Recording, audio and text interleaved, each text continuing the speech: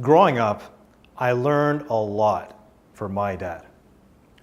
Now, some dads read bedtime stories to their kids. My dad, well, at the age of 5, he started asking me to read him bedtime stories. My dad was always trying to teach me something when I was growing up. But every day, he would always try to hammer home the same 3 points. And I was so bad at learning them. But I'll share them with you now. 1, stand up straight. 2, eat more vegetables.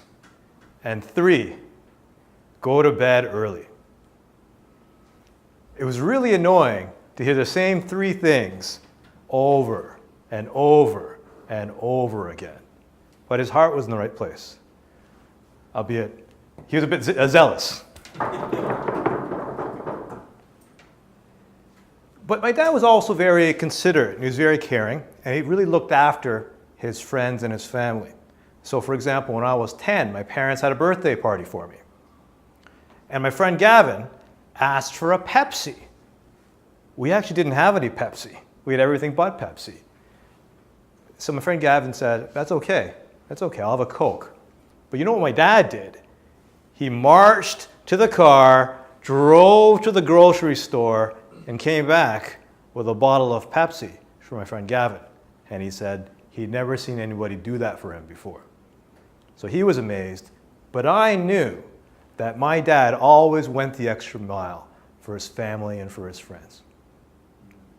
But sometimes this passion would actually lead to disaster. For example, when I was 16 years old, my neighbors complained and whined and moaned about the size of the tree in our backyard.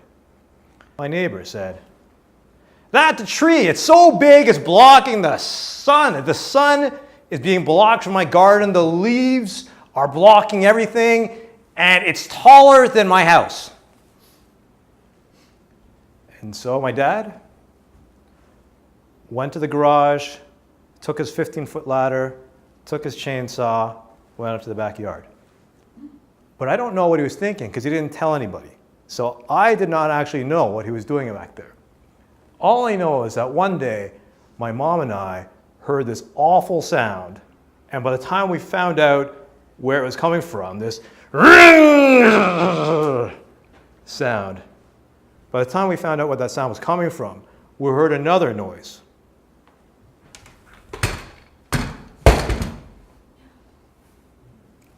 My mom and I rushed outside. We saw my dad. He was lying there. He wasn't moving. An ambulance took him away. We rushed to the hospital. The doctors said that my dad, while he was lucky to be alive, would probably be paralyzed and he would probably never walk again in his life.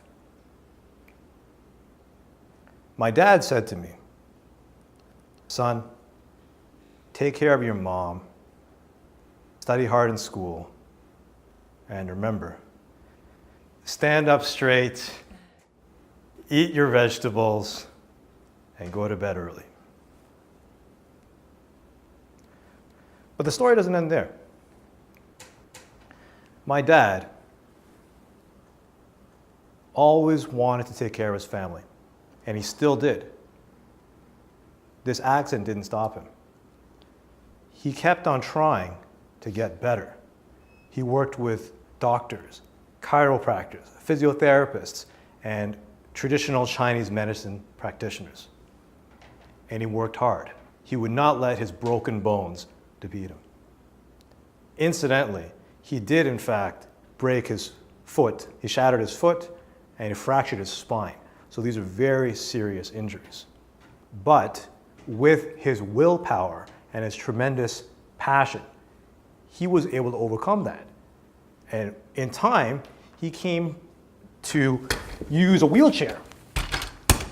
And then he came to use a cane. And then eventually, he came to regain the full use of his legs. Because my father never gave in, because my father never gave up, Instead, he actually rose up. So growing up, my father taught me a lot. I learned a lot from my dad. But I think actually that I learned more from his actions than I did from his words. And perhaps all the parents in the room may realize that as well. Your kids are watching and you never know what they're going to learn. The three things that I learned from my dad were: 1, life is short. So 2, take care of your friends and your family. Go the extra mile.